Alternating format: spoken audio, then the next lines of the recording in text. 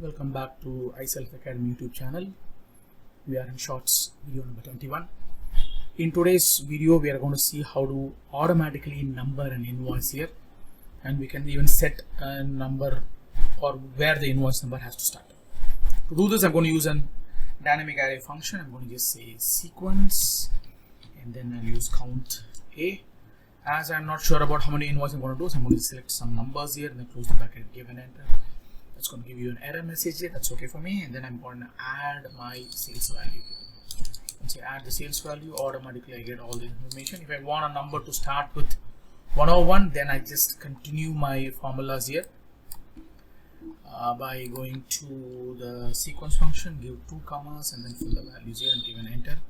Voila, you got your answers here. Thank you so much.